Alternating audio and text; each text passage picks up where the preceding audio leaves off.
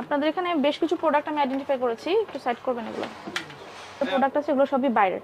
তো এগুলোর ক্ষেত্রে কোনো আমদানিকারকের স্টিকার বা ছাড়পত্র বা কাগজপত্র কিছু আছে? আমি স্টিকার ক্লিয়ারলি দেখতে পাচ্ছি না। এগুলো আমার কাছে কোথা থেকে নেওয়া হয়েছে এগুলো? এগুলো আমরা বিভিন্ন ইনভয়েস গুলো আছে আমরা বিভিন্ন পার্টিদের থেকে নিই। আপনি ইনভয়েস দেখেন, যেটা আছে সেটা দেখুন। এটা ইউরোপিয়ান প্রোডাক্ট। আসবে, হ্যাঁ, আপনি এটা ইউরোপিয়ান প্রোডাক্ট। কাস্টমার আসে তাকে তো অবশ্যই আপনি বলেন যে এটা অমুক দেশের। একটা পণ্য কয়টা দেশ থেকে প্রোডাক্ট হয়, তাই না? তো আপনি তো নিশ্চয়ই কাস্টমারকে আপনাকে বলতে হয়। এখন আমাদেরকে বলছেন না কেন? কোন কোন দেশের প্রোডাক্ট আছে আপনিই বলেন। এটা ইউকে। এটা ইউকে।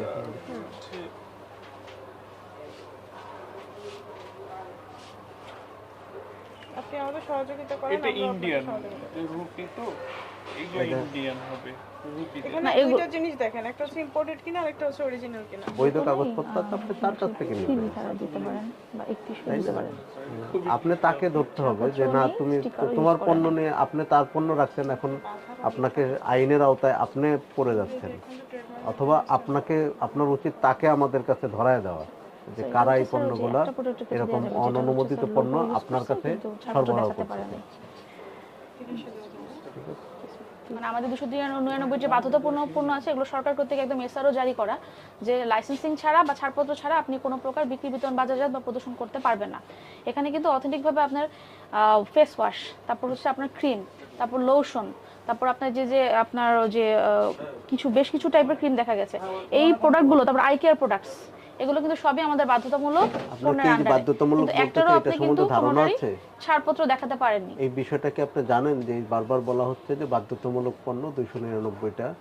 এটার মানে হলো যে বাংলাদেশে 299টা পণ্যকে সরকার বাধ্য করছে যে এগুলা বিএসটিআই থেকে লাইসেন্স ছাড়া বিক্রয় বিতরণ করা যাবে না। আপনি তো এই জিনিসটা বুঝতে পারছেন যে আমাকে ব্যবসা করতে হলে আমাকে বৈধ পণ্য রাখতে হবে, যে পণ্যগুলো বিক্রয় করলে আমি আইনকে মেনে চলতে পারবো, পাশাপাশি যেগুলো মানুষের জন্য ক্ষতিকারক হবে না। আমাদের যে বাধ্যতামূলক যে পণ্যগুলো আছে যেগুলো হচ্ছে ছাড়পত্র ছাড়া বিক্রি, বিতরণ, বাজারজাত করা যাবে না এমন আমদানিকৃত ক্রিম, লোশন, ফেস ওয়াশ, এই পণ্যগুলো পাওয়া গেছে, আই কেয়ার প্রোডাক্টস।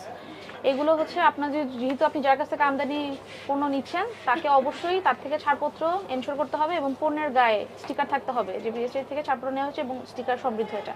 অন্যথায় এটা বৈধ কিনা সেটা কিন্তু আপনি প্রমাণ করতে পারছেন না।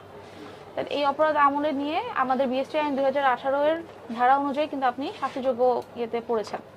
আমাদের যে Bangladesh standards and testing institution আইন 2018 31 ধারায় বলা আছে, কোনো ব্যক্তি যদি এই আইন বা এই আইনের কোনো বিধি বা প্রবিধান লঙ্ঘন করে এবং বিচার কার্য যদি এই আইনের কোনো ধারায় নিষ্পত্তি না হয়, তবে এর 31 ধারা অনুযায়ী অনধিক 1 লক্ষ টাকা অর্থদণ্ড, তবে 25,000 টাকা নিম্নে নয় দণ্ডিত হবেন। তো যেহেতু আমরা আপনার এখানে প্রথম এসেছি, যদিও আপনাদের এখানে আগে একবার ওয়ার্ন করা দেওয়া হয়েছিল, তারপরে আমরা ন্যূনতম কোনো পরিবর্তন পাইনি। আপনি যদি কিছু মেমো দেখাতেন তাহলে আমরা হয়তো আর একটু কনসিডারেবল করতে পারতাম।